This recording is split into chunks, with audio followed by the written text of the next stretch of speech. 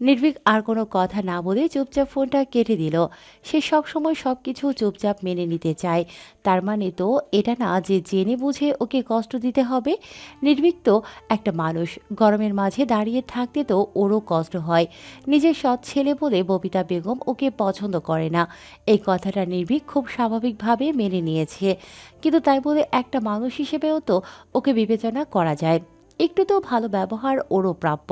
ফোনটা পকেটে রেখে নির্ভীক ফুটপাত ধরে হাঁটা দিল। হাঁটতে হাঁটতে পেছন থেকে কোনো মেয়েলি গলার স্বর ভেসে এলো ওর কানে। কেউ একজন শুধু মিষ্টি কণ্ঠে ওকে বলল। শুনুন। কথাটা বেশ পরিচিত লাগলো নির্ভীকের। পেছন ফিরে তাকাতেই সেই মিষ্টি মুখটা দেখতে পেল, যার ঠোঁট জুড়ে লেপ্টে আছে বিস্তৃত হাসি। কিন্তু প্রভাকে এই সময় এখানে দেখে নির্ভীক বেশ অবাক হয়েছে। আরে, আপনি এখন এখানে?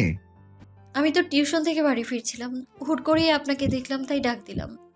নির্ভীক মৃদু হেসে বলল। তা বেশ ভালো করেছেন। তা এখান থেকে বাড়ি কত দূর? হেঁটে যেতে 20 মিনিটের মতো সময় লাগবে। আপনি কোথায় যাচ্ছিলেন?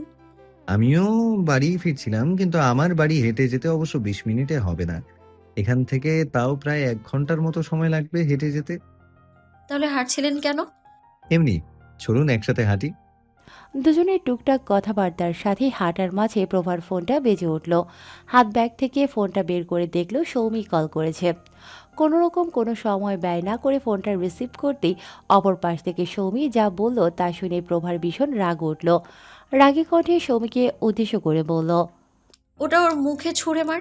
তারপরেও যদি কাজ না হয় তাহলে বাড়িতে স্যান্ডেল আছে না, ওই স্যান্ডেল মেরে ওকে বাড়ি থেকে বের করে দে। তারপরেও যদি কাজ না হয় তাহলে আমি আসছি। আর ওই ডেলিভারি ম্যানকে বলে দে যদি আমি আজকে আসি, ওর ওর লাশ বের হবে আমার ফ্ল্যাট থেকে। প্রভার মুখ থেকে হঠাৎ এমন কথা শুনে নির্ভীক ভীষণ চমকালো। এমন শান্ত আর মিষ্টি মেয়েটি হঠাৎ এমন রণচণ্ডী রূপের কারণ কি ঠাউর করতে পারল না। অপর পাশের মানুষটা কি বলছে সেটাও শুনতে পারছে না। আরও টুকটাক দু একটা কথা বলে প্রভা ফোনটা রেখে দিল। শেষের দিকে অবশ্য তার মেজাজটা একটু ঠান্ডা হয়েছিল।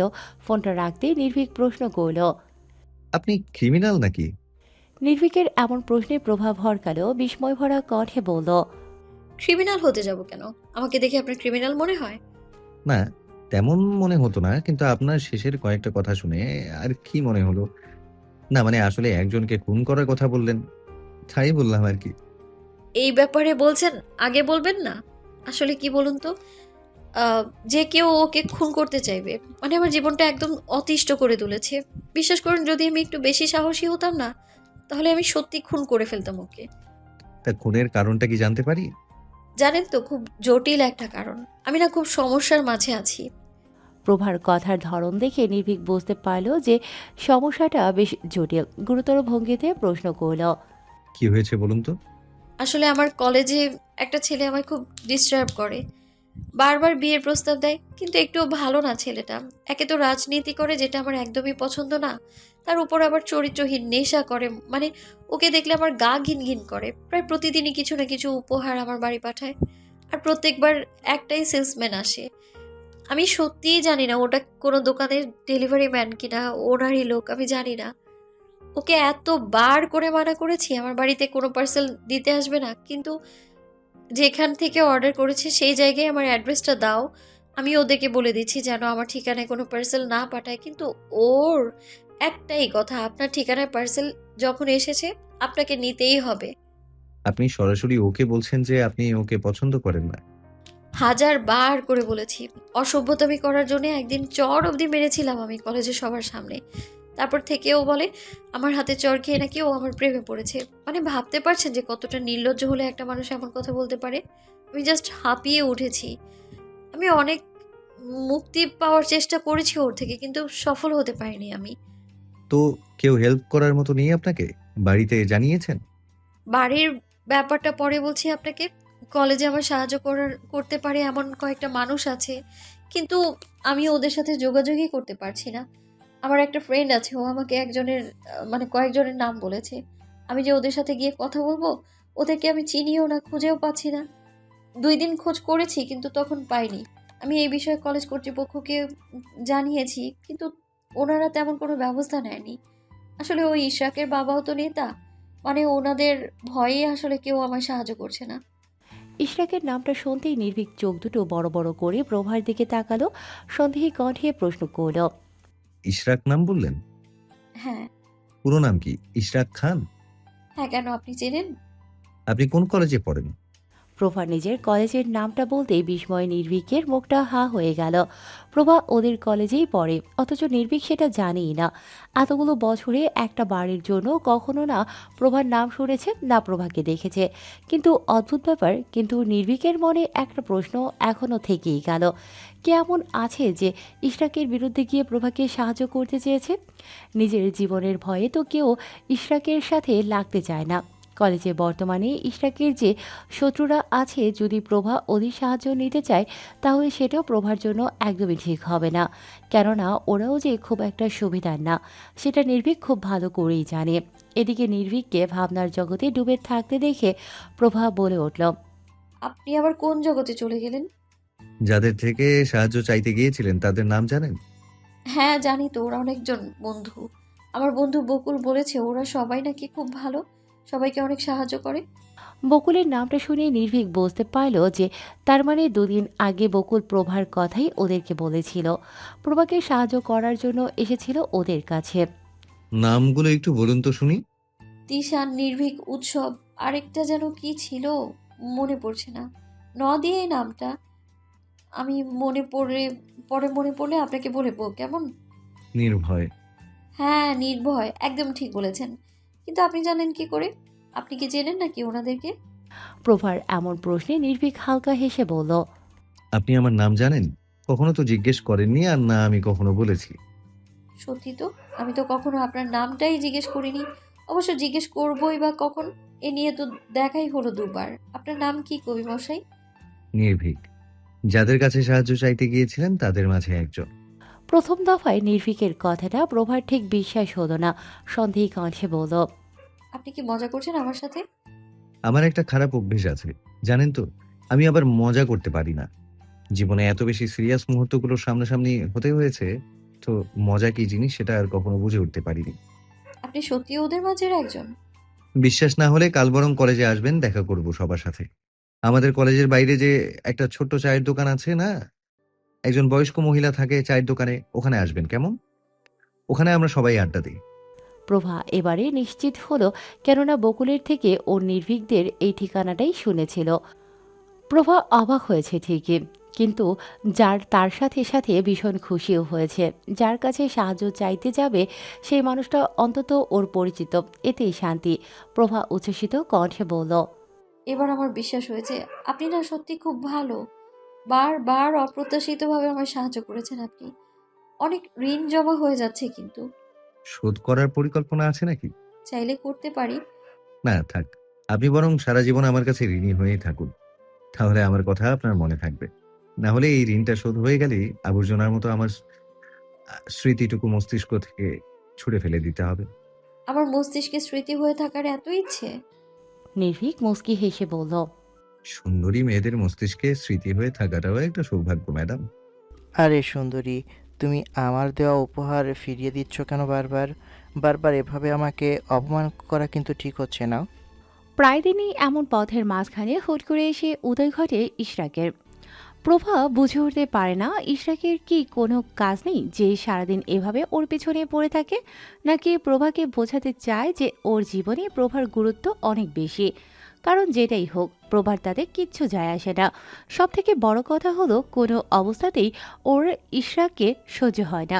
ইশরাকের ওপর শান্ত দৃষ্টি নিক্ষেপ করে স্বাভাবিক কণ্ঠে বলল। আমি যার তার থেকে উপহার নেই না। আর আপনার যদি সত্যিই অপমান বোধ থাকতো তাহলে আমি প্রথমবার ফিরিয়ে দেওয়ার পরেই আপনি আর কখনো পাঠাতেন না। ইশরাক বক্র হেসে বলল। প্রেম ভালোবাসায় মাঝে মাঝে একটু নির্লজ্জ হতে হয়। তুমি একবার একটু আমায় ভালোবেসে দেখো, তুমিও নির্লজ্জ হবে। ভালোবাসায় নির্লজ্জ হতে আমার সমস্যা নেই, কিন্তু কি বলুন তো, যে নির্লজ্জ তাকে আমি ঠিক ভালোবাসতে পারি না। আর এমনটাও না যে আপনি ভালোবাসায় পড়ে তারপরে নির্লজ্জ হয়েছেন। আমি যেদিন থেকে আপনাকে দেখছি ঠিক সেই দিন থেকেই আপনাকে নির্লজ্জ হিসেবে জানি আমি। কথাটা বলে প্রভা পাশ কাটিয়ে চলে যেতে নিলে ইশরাক ওর হাত টেনে ধরল। ইশরাকের হাত থেকে প্রভা নিজের হাত ছাড়ানোর চেষ্টা করলো, কিন্তু ব্যর্থ হলো। বলিষ্ঠ পুরুষালী দেহের শক্তির সাথে পেরে উঠল না। অগ্নিদৃষ্টি নিক্ষেপ করে বলল। প্রমাণ করে দিলেন তো আপনি নির্লজ্জ। হাত ছাড়ুন, নাহলে কিন্তু আবার আমার হাতে চড় খাবেন আপনি। প্রভার হুমকি শুনে ইশরাক হাসল। ইশরাকের সেই হাসি দেখে প্রভার গা ঘিনঘিন করে উঠল। ইশরাক প্রভার দিকে দুকদম এগিয়ে এসে শান্ত কণ্ঠে বলল, হ্যাঁ, আমি নির্লজ্জ, কিন্তু আমি ঠিক কতটা নির্লজ্জ তার আন্দাজ তোমার নেই। এই যে তুমি আমায় এত তেজ দেখাও না, এগুলো ভাঙতে আমার জাস্ট 2 সেকেন্ড সময় লাগবে। আমি যদি তোমাকে তুলে নিয়ে গিয়ে বিয়ে করে নিই, আমাকে আটকানোর মতো ক্ষমতা কারো নেই। কিন্তু আমি তোমাকে আমার খারাপ রূপটা দেখাতে চাই না, তাই বলছি আমাকে নিজের খারাপ রূপটা দেখাতে বাধ্য করো না সুন্দরী। সৌমি বোতলে পানি আনতে গিয়েছিল। এতক্ষণ সে এখানে উপস্থিত ছিল না। দূর থেকে ইশরাককে দেখেই ভয়ে ওর হাত পা কাঁপতে শুরু করলো। তার উপর যখন দেখলো প্রভার হাতটা উৎসবের হাতের ভয়টা তখন আরো বাড়ল। ছুটে এলো প্রভাকে সাহায্য করার জন্য। হাত ধরেছেন কেন ওর? ছেড়ে দিন ওকে। তৃতীয় কারো কণ্ঠস্বর পেয়ে দুজনে সেদিকে ফিরে তাকালো। সৌমিকে দেখতে পেয়ে প্রভা একটু সাহস পেল, সাথে স্বস্তিও। ইশরাক প্রভার হাত ছেড়ে দিল। সৌমিকে উদ্দেশ্য করে বলল, ছেড়ে দিলাম, কিন্তু একটা কথা মনে রেখো, আজ ছেড়ে দিলাম তার মানে কিন্তু এটা না যে আর কখনো ধরবো না। আমার সুন্দরী শুধু আমার। সৌমি অনেক সাহস করে কম্পিত কণ্ঠে বলল, ওকে তো ভালোবাসেন না আপনি, তাহলে বিয়ে করতে চান কেন? কে বলল ভালোবাসি না? ভালোবাসি তো, ভীষণ ভালোবাসি, কিন্তু কথা সেটা না। আমি যখন ওকে চেয়েছি তখন ওকে নিজের করেই ছাড়বো।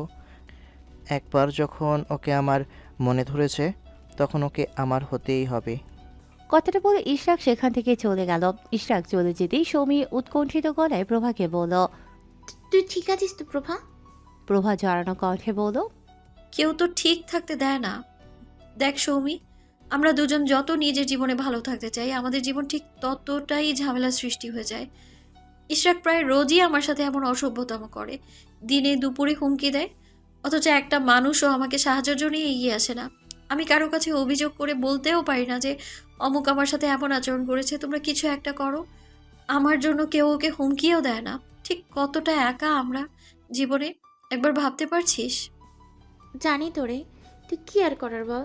যেখানে আমাদের বাবা মাই আমাদেরকে একা ফেলে চলে গেছে, সেখানে অপরিচিত মানুষগুলোর থেকে কী বা সাহায্যের আশা করব? তোর তো তাও শুধু বাবা ছেড়ে গেছে। তোর মা যদি বেঁচে থাকতো তাহলে আজ তুই তার সাথে থাকতি, কিন্তু আমার কপালটার কথা একবার ভেবে দেখ। জন্মের পর কয়েকটা বছর বাবা মার সাথে থেকেছি, কিন্তু তারা নিজের সাথে সারা জীবন আমাকে না রেখে একটা জায়গায় ছেড়ে গেল। একটু বুক কাঁপতো না ওদের? থাক, বাদ দে সেসব কথা। আমাদের কেউ নেই, আমরা নিজেরাই ভাঙবো, আবার নিজেরাই নিজেদেরকে গড়ে তুলতে হবে আমাদের। আর ঠিক এই কারণেই দেখ, আমরা প্রতিনিয়ত আরো বেশি মজবুত হতে পারছি। প্রভার কথায় সৌমি হাসল।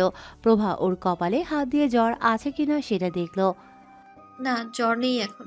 আচ্ছা, সেদিন যারা তোকে ভয় দেখিয়েছিল তাদেরকে দেখেছিস? সৌমি আশেপাশে তাকিয়ে বলল, না দেখিনি, ওই গন্ডারকে দেখতে পাচ্ছিও না। সৌমির মুখ থেকে এমন সম্বোধন শুনে প্রভা মৃদু বিরক্তিকর কণ্ঠে বলল, তোকে আমি বারণ করেছি না যে এই নামে ডাকবি না? তুই যদি অন্যদেরকে অপমান করিস তাহলে কি ওরাও তোকে অপমান করবে না? শুরুটা তো ওই করেছিল। মানলাম শুরুটা উনি করেছিলেন, তাই বলে কি তোকে সেটা চালিয়ে যেতে হবে? উনি বলতে থাকুক, তুই তোর দিক থেকে থেমে যা। একসময় দেখবি বলতে বলতে উনিও থেমে যাবেন। সৌমি মাথা নাড়িয়ে সম্মতি জানালো, কিন্তু আদৌ কতক্ষণ মানবে সেটাই দেখার বিষয়। এই ইটের শহর পোড়াই খালি, জোড়া তালি জীবন আমার ভাল লাগে না রে।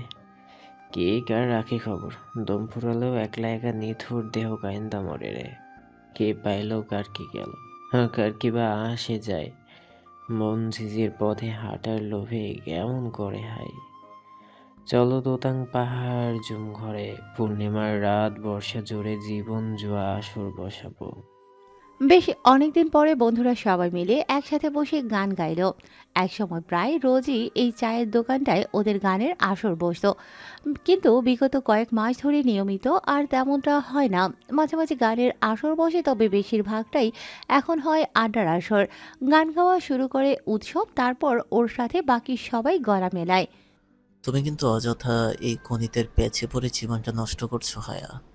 যে বিষয়টাতে কখনো তুমি মন স্থির করতে পারো না, তা নিয়ে জীবন উন্নতি সম্ভব না। এর থেকে যদি গানটাই গাইতে, তাহলে এতদিনে বাংলাদেশের অরিজিৎ সিং হয়ে যাওয়ার কিন্তু সম্ভাবনা ছিল তোমার। তিশানের কথা শুনে উৎসব তাচ্ছিল্য ভরা কণ্ঠে বলল, স্বপ্ন তো আমার নিজেরও সেটাই ছিল ভাই, কিন্তু নিজের বাবা মাই যখন স্বপ্ন ভাঙার পিছনের কারিগর হয়ে ওঠে না, তখন একসময় নিজের স্বপ্নটাকে নিজেই ভাঙতে হয়। নির্ভীক মৃদু গম্ভীর কণ্ঠে বলল, 1000 বার করে তোকে বলেছিলাম নিজের মনের বিরুদ্ধে গিয়ে কিছু করিস না। এখন কি তুই শুনিস তোর বাবা মার কথা? তাহলে নিজের স্বপ্ন ভাঙার এই কথাটা কেন শুনতে গেলি? খুব কষ্টে রে ভাই, এই কথাটা মনে হলেই খুব কষ্ট লাগে। যে আমার বাবা মা আমায় বোঝে না, আমায় ভালোবাসে না। ওরা ওরা দুজন সব সময় নিজের জীবন নিয়ে ব্যস্ত থাকে।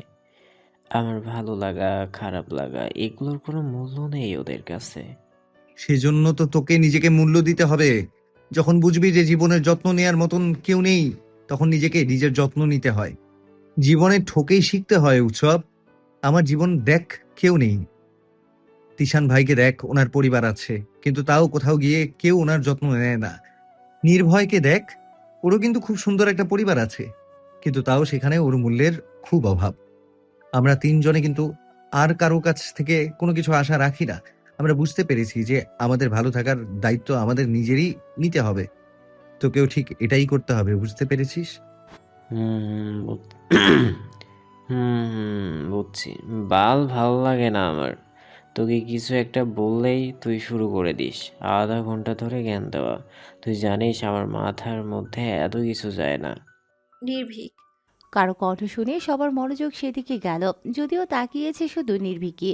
কেননা প্রভা নির্ভীকের সামনে দাঁড়িয়ে আছে, আর প্রভার ঠিক সামনে পেছন দিক দিয়ে বসে আছে বাকিরা সবাই।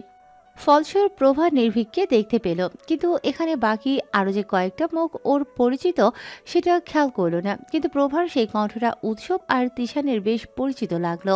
প্রভাকে দেখতে পেয়ে নির্ভীক ব্রেঞ্চ থেকে উঠে ওদের দিকে এগিয়ে গেল। সেই কখন থেকে অপেক্ষা করছি আপনার জন্য। ইনি কে?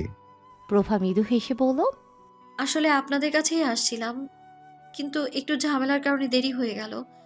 আর ও সৌমি আমার বেস্ট ফ্রেন্ড, আমরা দুজনে একসাথেই থাকি। ও আচ্ছা, তা এখন একদম পরিপূর্ণভাবে বিশ্বাস হয়েছে তো যে আমি এই নির্ভীক? বিশ্বাস না হলেও সমস্যা নেই, আমার সাথে বাকিরা সবাই আছে, আসুন পরিচয় করিয়ে দিই। প্রভা বাকিদের দিকে তাকাতেই দেখল দুজনা বিস্ময় ভরা দৃষ্টি ওর দিকে তাকিয়ে আছে, এবং দুজনকেই প্রভা চেনে। সৌমি যদিও বা শুধুমাত্র তিশানকে চেনে, উৎসবের সাথে ওর কোনো পরিচয় নেই। এদিকে ওদেরকে একে অপরের দিকে এভাবে তাকিয়ে থাকতে দেখে নির্ভীক আর নির্ভয় দুজনেই একটু অবাক হলো। এভাবে তাকিয়ে থাকার কারণটা ঠিক বুঝতে পারল না। বকুল প্রভা আর সৌমিকে আগে থেকেই চেনে, তাই সে অবাক হলো না, কেননা নির্ভীকদের পরিচয়টা বকুলই ওদেরকে দিয়েছিল। কিন্তু এখন এভাবে একে অপরের দিকে হা হয়ে তাকিয়ে থাকার মানেটা তারও ঠিক বোধগম্য হচ্ছে না। নাক মুখ কুঁচকে একটু মেয়েলি ভাব নিয়ে বলল, ওহরি, এমন ভাবে এক একজন তাকিয়ে আছে যেন মনে হচ্ছে শুভ দৃষ্টি হচ্ছে, শুধু মন্ত্র পড়া বাকি। উৎসব বকুলের পিঠে হালকা করে একটা চাপড় দিয়ে বলল, হরি তুমি থামো। আমার মাস্টারি নিয়ে আপনি এখানে কি করছেন? আমাদেরকে পড়াতে এসেছেন নাকি? প্রভা বিস্ময় ভরা কণ্ঠে বলল, তার আগে বলুন, আপনি এখানে কি করছেন? এটা তো আমার বাপের সম্পত্তি। না মানে আসলে সরকারি সম্পত্তি, কিন্তু আমরা ব্যবহার করি এমনভাবে যেন নিজের বাপের সম্পত্তি। দিনের বেশিরভাগটা সময় নিজের এই বাপের সম্পত্তি দেখাশোনা করেই কাটাই। এদিকে সৌমি বেশ অনেকক্ষণ থেকে তিশানকে মনে করার চেষ্টা করছে, কিন্তু ঠিক মনে করে উঠতে পারছে না। তার স্মৃতিশক্তির একটু সমস্যা আছে, খুব তাড়াতাড়ি পুরনো কথা ভুলে যায়। অনেক চেষ্টার পর যখন মনে পড়ল, তখন উচ্ছ্বসিত কণ্ঠে তিশানকে উদ্দেশ্য করে বলল, আরে, আপনি সেই ছিনতাইকারীটা না? হ্যাঁ, আপনি তো ছিনতাইকারীটা। সৌমির এমন কথা শুনে সবাই একযোগে ওর দিকে তাকালো। কেউ ঠিক বুঝতে পারল না যে তিশান কবে থেকে ছিনতাই করা শুরু করলো। তিশান কপালে হাত ঠেকিয়ে অসহায় কণ্ঠে বলল, আমি ছিনতাইকারী না রে, কোকড়া চুল। আমি ছিনতাইকারীকে ধরেছিলাম। জনসম্মুখে এমন কথা বলো না, না হলে কনপিটানি খাওয়ার থেকে আমাকে কেউ রক্ষা করতে পারবে না। নিজের ভুলটা বুঝতে পেরে সৌমি অপরাধী কণ্ঠে বলল, সরি, আসলে এক্সাইটমেন্টে বলে ফেলেছি। কিন্তু আপনি এখানে কি করছেন? ওই যে একটু আগে উৎসব বললো না, এটা আমাদের বাপের সম্পত্তি। বাকিদের মতো আমিও এই বাপের সম্পত্তি দেখাশোনা করে দিনের বেশিরভাগ সময়টা কাটাই।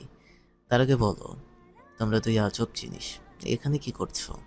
সৌমি কিছু উত্তর দেবে তার আগে নির্ভীক বলে উঠল, এই তো দেখছি তোমরা সবাই সবাইকে আগে থেকেই চেনো। শুধু আমরা যে একে অপরের সাথে সম্পর্কিত এটা কেউ জানতো না। নির্ভীকের কথার প্রেক্ষিতে প্রভা ইশারায় নির্ভয়কে দেখিয়ে বলে উঠল, সবাইকে চিনলেও ওনাকে চিনি না, শুধু ওনার সাথে পরিচিত হওয়াটা বাকি আছে। প্রভার কথা শুনে উৎসব নির্ভয়ের কাঁধের উপর হাত রেখে হাস্যোজ্জ্বল কণ্ঠে বলল, মাস্টারনি হচ্ছে আমাদের টুনির বাপ।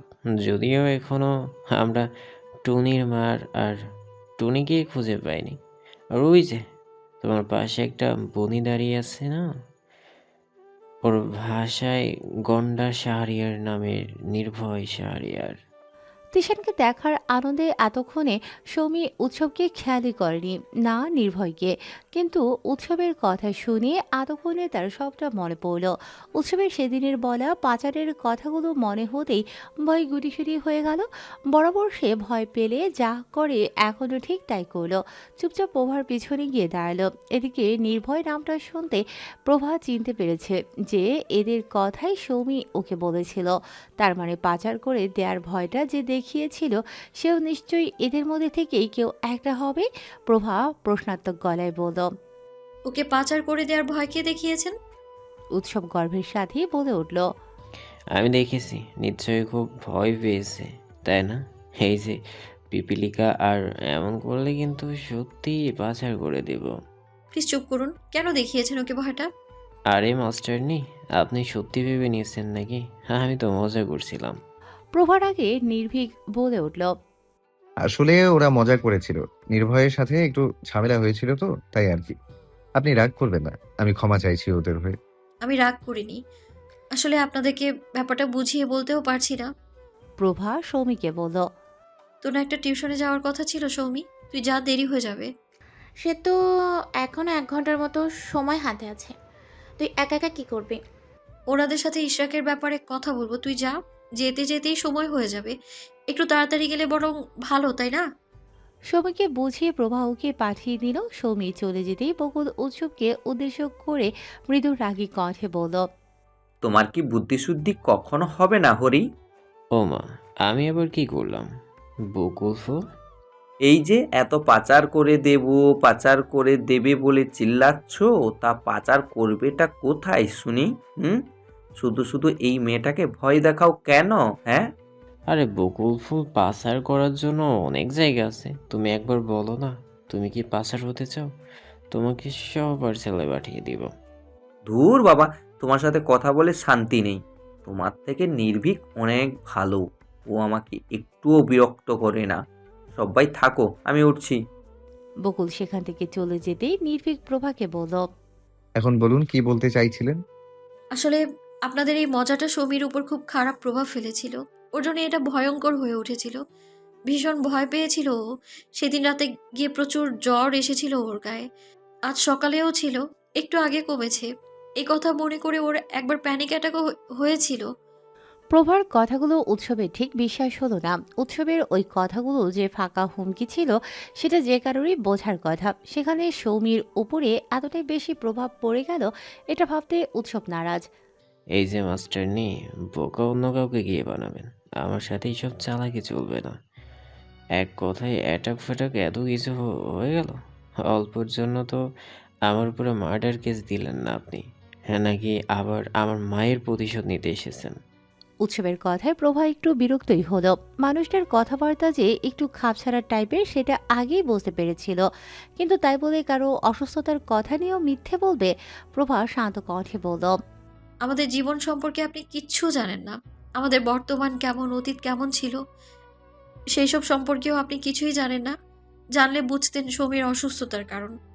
নির্ভয় কৌতূহলী কণ্ঠে বলে উঠল। কি কারণ বলা যাবে কি আমাদের? সবাই একই প্রশ্ন করলো প্রভাকে। বলতে চাইছিল না প্রভা, কিন্তু কারণ না বলে হয়তো ওনারা বিশ্বাস করবেন না, আর পরবর্তীতে হয়তো আবারও সৌমিকে এই নিয়ে ভয় দেখাবে। একটা লম্বা শ্বাস টেনে প্রভা বলা শুরু করলো, আমরা দুজনেই ছেলেবেলা থেকে অনাথ আশ্রমে বড় হয়েছি। প্রভা কথাটা বলার সাথে সাথে তিনজোড়া বিস্ফোরিত দৃষ্টি ওর দিকে পড়ল। তিশান অবাক হলো না, কেননা সে আগেই জানতো এই বিষয়টা। আমি যদিও বা একদম ছোট থেকেই, মানে আমার জন্মের পরেই আমার মা মারা যায়। হসপিটাল থেকে আমি সোজা অনাথ আশ্রমে আসি। কিন্তু সৌমি এসেছিল অনেক পরে, যখন ওর বয়স 5 কিংবা 6 বছর। তখন ওর মা বাবা ওকে একটা জায়গায় ছেড়ে গিয়েছিল আর্থিক সংকটের কারণে। ওনারা হয়তো এই কাজটা করেছিলেন। সেখান থেকে ও একটা পাচার চক্রের কবলে পড়ে যায়। ওই চক্রটা নাকি ছোট বাচ্চাদের পাচার করতো। তারপর সেখান থেকে পুলিশ ওদেরকে উদ্ধার করে। তারপর সৌমি সহ আর বেশ কয়েকজন আমার ওই আশ্রমে নিয়ে আসা হয় ওদেরকে। ওর বাবা মার খোঁজ আর পাওয়া যায়নি। ওই ঘটনার পর থেকে সৌমির একটা ভয়, আপনারা এই মজাটা করার পর ওর মাঝে একটা আতঙ্ক কাজ করছিল। আশা করছি এবার ওর অসুস্থতার কারণটা বুঝতে পেরেছেন। প্রভার থেকে কথাগুলো শুনে সবার মুখ বিস্ময়ে হাঁ হয়ে গেল। মনে হচ্ছে যেন কোনো গল্প শুনলো তারা। এবার তো দিশানো অবাক হয়েছে, কিন্তু বিস্ময় থেকেও বেশি সবার অপরাধবোধ কাজ করছে। না জেনে মেয়েটাকে অনেক বেশি কষ্ট দিয়ে ফেলেছে। উৎসব অপরাধী কণ্ঠে বলল, সরি মাস্টারনি, আসলে আমরা কেউই জানতাম না। It's okay. আপনারা যে নিজেদের ভুলটা বুঝতে পেরেছেন এটাই তো অনেক। আর অনুরোধ রইল, পরবর্তীতে ওকে আর ভয় দেখাবেন না। ওর মনটা খুব নরম। ও একটু ভীতু একটা মেয়ে। পাশ থেকে নির্ভয় বলে উঠল। প্রমিস করছি আর কখনো ভয় দেখাবো না। নির্ভীক প্রভাকে উদ্দেশ্য করে বলল, ওনার কথা তো বললেন ভীতু, আপনি কি তবে খুব সাহসী? সব তো ওনার জীবনের কষ্টের কথাই বললেন, আপনার কষ্টের কথা তো বললেন না। প্রভা স্মিত হেসে বলল, সাহসী কিনা জানি না, তবে হ্যাঁ, ওকে আগলে রাখার জন্য আমাকে সাহস দেখাতে হয়। আমরা তো আর কারো কাছে গিয়ে অভিযোগ করতে পারি না। আমাদের হয়ে কেউ লড়াই করে না।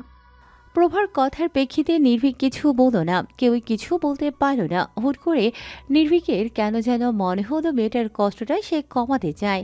এই যে প্রভা আফসোস করে বলল, ওর তো অভিযোগ করার মতন কেউ নেই। নির্ভীকের কেন যেন খুব করে ইচ্ছে করছে প্রভার জীবনে নিজের জন্য এমন একটা জায়গা তৈরি করতে, যেন ওই মেয়েটা ওর কাছে অভিযোগ করতে পারে। নির্ভীক ওর হয়ে লড়াই করতে চায় বাকি সবার সাথে। কেমন যেন এক মায়া চলে এলো মেয়েটার ওপর। হ্যাঁ, শুধুই মায়া।